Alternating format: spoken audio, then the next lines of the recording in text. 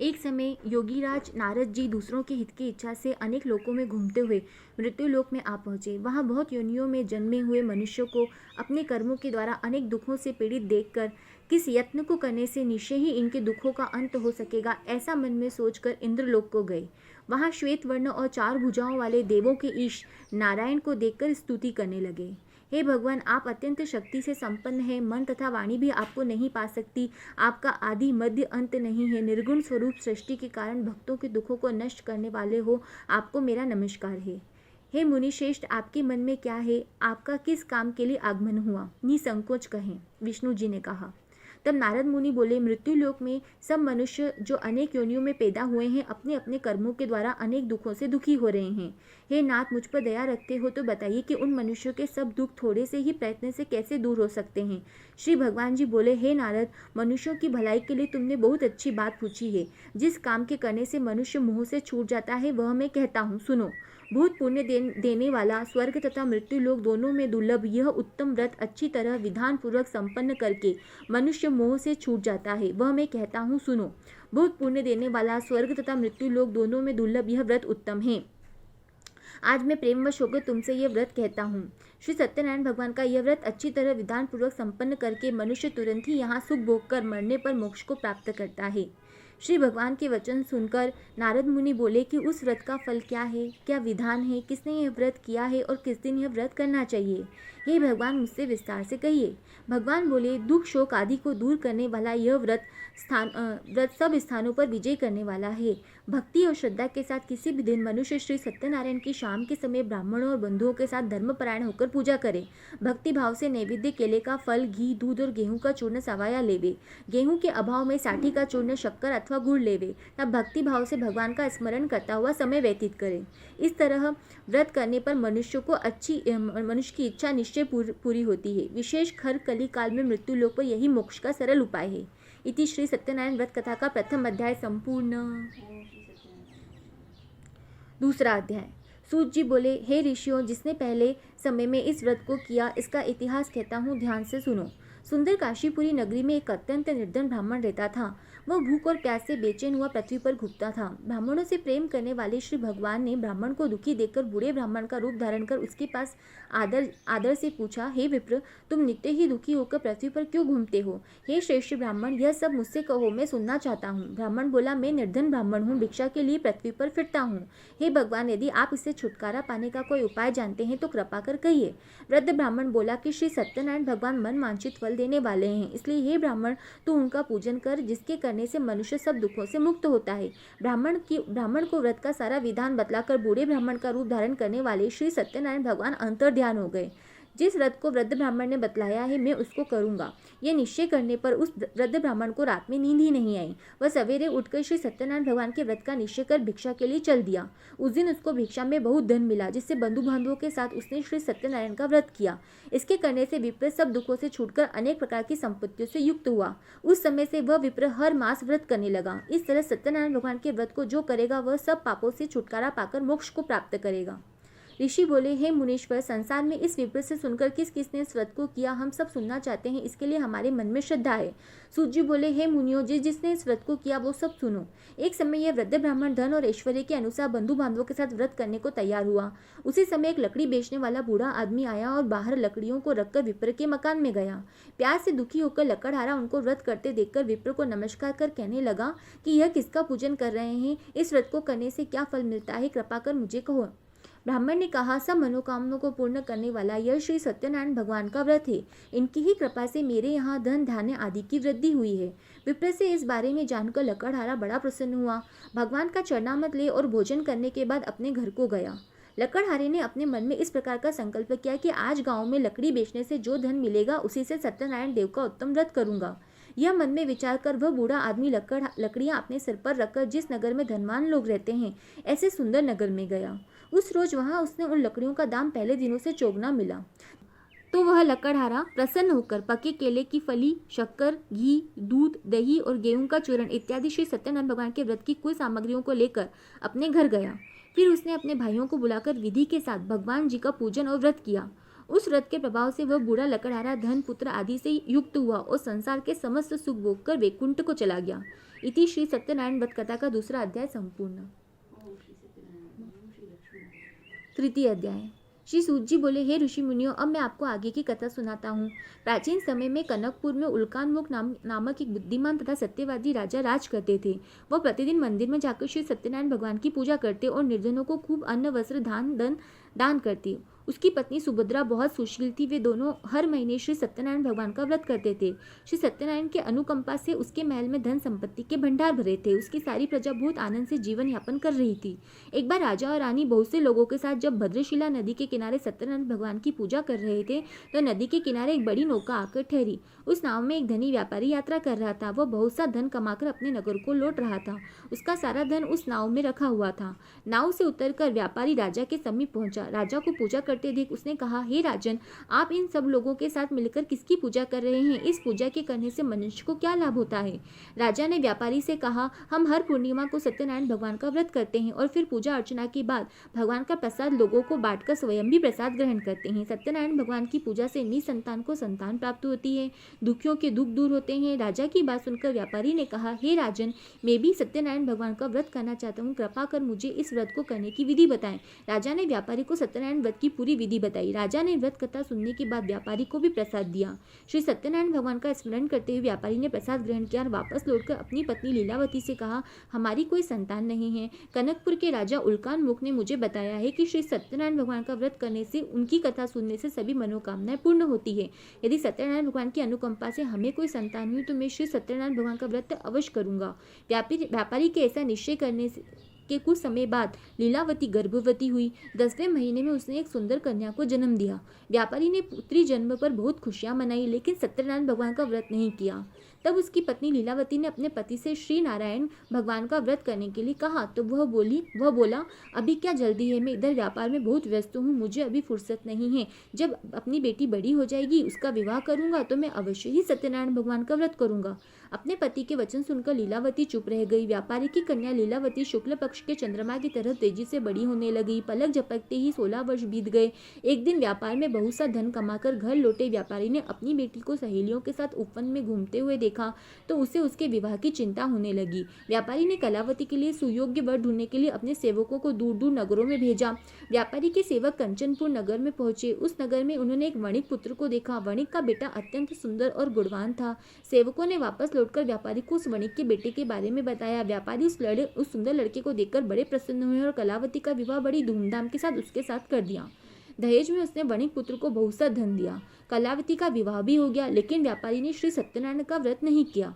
लीलावती ने अपने पति से कहा, नाथ, आपने कलावती के विवाह पर भी श्री सत्यनारायण भगवान का व्रत करने का निश्चय किया था, अब तो आपको व्रत कर लेना चाहिए।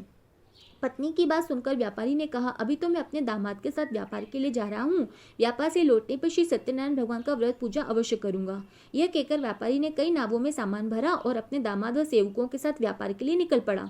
उस व्यापारी द्वारा बार बार व्रत का निश्चय करने और फिर व्रत न करने से सत्यनारायण भगवान क्रोधित हो गए और व्यापारी को दंड देने का निश्चय किया।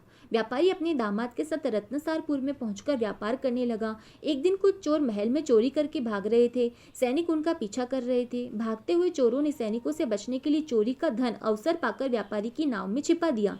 खाली हाथ चोर आराम से भाग गए। चोरों का पीछा करते हुए सैनिक व्यापारी के पास पहुंचे। उन्होंने व्यापारी की नावों को तलाश ली तो उन्हें राजा का चोरी किया गया धन मिल गया। तब सैनिक व्यापारी और उसके दामाद को बंदी बनाकर राजा के पास ले गए। राजा ने उन दोनों को बंदी गृह में डाल दिया और उनका सारा धन ले लिया। श्री सत्यनारायण के प्रकोप से उधर लीलावती पर भी मुसीबतों का पहाड़ टूट पड़ा। उसके घर में चोरी हो गई और चोर सारा धन चुरा कर ले गए। घर में खाने के लिए अन्न भी नहीं बचा। भूख प्यास से व्याकुल होकर व्यापारी की बेटी कलावती एक ब्राह्मण के घर गई। उस ब्राह्मण के घर में श्री सत्यनारायण भगवान की व्रत कथा हो रही थी। उसने भी बैठकर व्रत कथा सुनी और प्रसाद लिया। घर लौटकर कलावती ने अपनी माँ लीलावती को सारी बात बताई। कलावती से श्री सत्यनारायण भगवान की व्रत कथा की बात सुनकर लीलावती ने भी व्रत करने का निश्चय किया। अगले दिन लीलावती ने अपने परिवार और आसपास के लोगों के साथ श्री सत्यनारायण भगवान की पूजा की। पूजा के बाद सबको प्रसाद बांटकर स्वयं भी प्रसाद ग्रहण किया। लीलावती ने अपने पति और दामाद के घर लौट आने की मनोकामना से श्री सत्यनारायण भगवान का व्रत किया था। लीलावती के विधि पूर्वक व्रत करने और प्रसाद ग्रहण करने से श्री सत्यनारायण भगवान ने प्रसन्न होकर उसकी मनोकामना पूरी की। उन्होंने राजा चंद्रकेतु को स्वप्न में दर्शन देकर कहा, हे राजन, व्यापारी और उसका दामाद बिल्कुल निर्दोष है। सुबह उठते ही दोनों को मुक्त कर दो, उन दोनों का सारा धन भी वापस लौटा दो। यदि तुमने ऐसा नहीं किया तो मैं तुम्हारा सारा वैभव नष्ट कर दूंगा। इतना कहकर श्री सत्यनारायण भगवान अंतर ध्यान हो गए। प्रातः होते ही राजा चंद्रकेतु ने अपने मंत्रियों और राज ज्योतिषों को रात के स्वप्न की बात बताई तो सबने व्यापारी और उसके दामाद को छोड़ देने के लिए कहा। राजा चंद्रकेतु ने तुरंत उस व्यापारी और दामाद को छोड़ दिया, उनका सारा धन भी वापस कर दिया। इस प्रकार श्री सत्यनारायण भगवान की अनुकंपा से व्यापारी और उसका दामाद दोनों खुशी खुशी अपने नगर को चल दिए। इति तृतीय अध्याय संपूर्ण। सत्यनारायण भगवान की जय। चतुर्थ अध्याय। श्री सूत जी बोले, उस व्यापारी ने अपने दामाद के साथ शुभ मुहूर्त में नावों द्वारा रत्नसारपुर में प्रस्थान किया। लंबी यात्रा करने के बाद व्यापारी ने एक नगर के किनारे नावों को रोककर भोजन किया और फिर दोनों विश्राम करने लगे। तभी श्री सत्यनारायण भगवान के साधु के रूप में व्यापारी के पास पहुंचकर पूछा, हे वणिक, तेरी नावों में क्या सामान लदा हुआ है? व्यापारी ने मन ही मन सोचा, दंडी साधु अवश्य ही कुछ मांगने की इच्छा से सामान के बारे में पूछ रहे हैं। यह सोचकर व्यापारी ने झूठ बोला, हे दंडी स्वामी, मेरी नाव में तो बेल और पत्र भरे हुए हैं। व्यापारी के झूठे वचन सुनकर सत्यनारायण भगवान को क्रोधित हो गए। हे वैश्य, जो तुमने कहा वह सत्य हो। इतना कहकर सत्यनारायण भगवान कुछ दूर जाकर अंतर्धान हो गए। उधर व्यापारी दंडी साधु को वहां से खाली हाथ लौटाकर बहुत प्रसन्न हुआ, लेकिन जब व्यापारी ने अपनी नावों में बेल और पत्ते भरे हुए देखे तो वह जोर जोर से विलाप करने लगा, मन ही मन अपने झूठे बोलने का प्रायश्चित करने लगा। रोते रोते व्यापारी मूर्छित हो गया। कुछ देर बाद जब उसकी मूर्छा नष्ट हुई तो वह फिर विलाप करने लगा। तब उसके दामाद ने कहा, आप इतना दुखी मत होइए, यह सब उस दंडी साधु के श्राप के कारण हुआ है, अतः वही दंडी महाराज हमें इस विपत्ति से छुटकारा दिला सकते हैं। दामाद की वचन सुनकर व्यापारी दंडी साधु की तलाश में चल दिया। कुछ देर ढूंढने पर उसे एक वृक्ष के नीचे दंडी साधु के रूप में सत्यनारायण भगवान मिल गए। व्यापारी ने दंडी साधु के चरणों पर गिरकर झूठ बोलने की क्षमा मांगी। दंडी स्वरूप सत्यनारायण भगवान बोले, हे वणिक पुत्र, तेरे बार बार झूठ बोलने के कारण ही मैंने तुझे इतना दंड दिया है। तूने बार बार सत्यनारायण भगवान अर्थात मेरी पूजा करने के लिए कहा, लेकिन कभी पूजा नहीं की। व्यापारी ने तब हाथ जोड़कर कहा, हे भगवान, आप तो दिन दुखियों के कष्ट दूर करने वाले हैं, सबकी मनोकामनाएं पूरी करते हैं, मेरी इस गलती को भी क्षमा करें। आपके रूप को तो ब्रह्मा भी नहीं जान पाते, फिर भला मैं अज्ञानी कैसे आपकी लीला को समझ पाता। अब मैं जीवन में कभी झूठ नहीं बोलूंगा, सदैव श्री सत्यनारायण भगवान का व्रत और पूजा किया करूंगा। आप मुझ पर अनुकंपा करें। व्यापारी की क्षमा याचना सुनकर दंडी साधु ने उसे क्षमा कर दिया। उसी समय व्यापारी की नावों में भरे हुए बेल और पत्ते धन धान में परिवर्तित हो गए।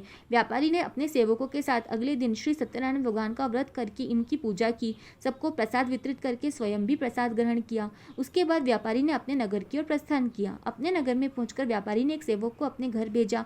सेवक ने उसके घर पहुंचकर लीलावती को सूचित किया। उस समय लीलावती और कलावती दोनों ही सत्यनारायण भगवान की पूजा कर रही थी। पति और दामाद के लौट आने का समाचार सुनकर लीलावती ने पूजा पूरी करके प्रसाद ग्रहण करने के बाद कलावती से कहा, बेटी, मैं नदी किनारे जा रही हूँ, तू घर का काम पूरा करके आ जाना। ये कहकर लीलावती नदी की ओर चल पड़ी, परंतु कलावती पति से मिलने की खुशी में प्रसाद ग्रहण किए बिना ही घर से निकलकर नदी किनारे जा पहुंची। उसके प्रसाद ग्रहण न करने के कारण सत्यनारायण भगवान क्रोधित हो उठे। उन्होंने व्यापारी की नावों को नदी में डुबो दिया। अपने पति को वहां न देखकर कलावती ने जोर जोर से रोना शुरू कर दिया। तब व्यापारी ने कहा, पुत्री, अवश्य ही तुझसे कोई भूल हुई है, उस भूल के कारण श्री सत्यनारायण भगवान ने तुझे ये दंड दिया है। तब व्यापारी ने सत्यनारायण भगवान से प्रार्थना की, हे भगवान, मेरे परिवार के किसी स्त्री पुरुष से कोई भूल हुई हो तो उसे अवश्य क्षमा करे। तभी आकाशवाणी हुई, हे वणिक पुत्र, तेरी कन्या मेरा प्रसाद ग्रहण किए बिना ही चली आई है। यदि अब घर पहुंचकर तेरी कन्या प्रसाद ग्रहण करके वापस आए तो उसे पति के दर्शन होंगे और डूबी हुई नाव भी जल के ऊपर आ जाएगी। कलावती ने वैसा ही किया। उसके प्रसाद ग्रहण करके वापस लौटने पर नावें जल के ऊपर आ गई। दामाद भी सुरक्षित नदी से निकल आया। घर लौटकर व्यापारी ने अपने परिवार और बंधु बांधवों के साथ मिलकर विधि पूर्वक श्री सत्यनारायण भगवान की पूजा की। उसकी सभी मनोकामनाएं पूरी हुई और वह आनंद पूर्वक जीवन यापन करता हुआ विष्णु लोक को चला गया। इति श्री चतुर्थ अध्याय संपूर्ण। बोलो श्री सत्यनारायण भगवान की जय की जय।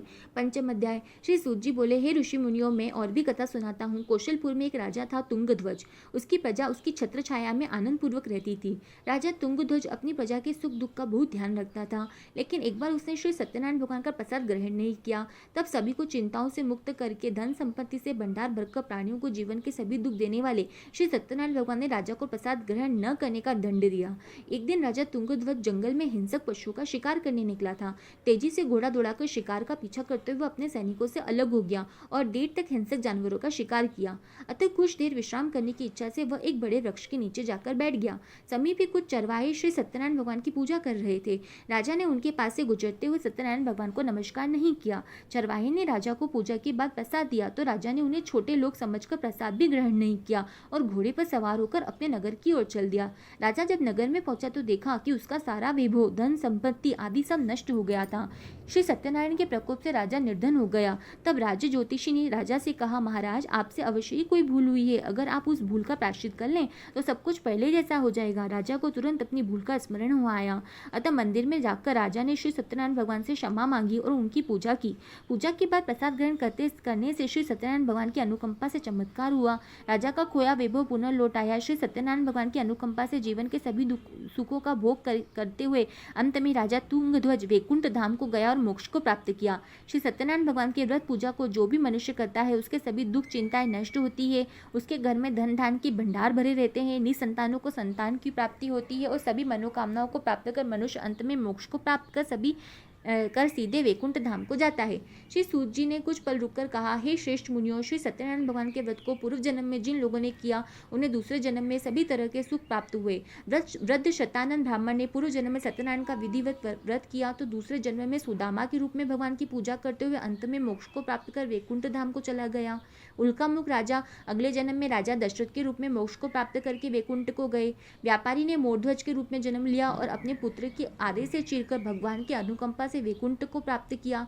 राजा तुंगध्वज अगले जन्म में मनु के रूप में जन्म लेकर भगवान का पूजा पाठ करते हुए लोकप्रिय होकर सत्कर्म करते हुए मोक्ष को प्राप्त कर वैकुंठ धाम को चले गए। हे ऋषि मुनियों, श्री सत्यनारायण भगवान का व्रत और पूजा मनुष्य को सभी चिंताओं से मुक्त करके धन संपत्ति के भंडार भरकर अंत में जन्म जन्मांतर के चक्रव्यूह से मुक्ति दिलाकर मोक्ष प्रदान करता है। इति पंचम अध्याय संपूर्ण। श्री सत्यनारायण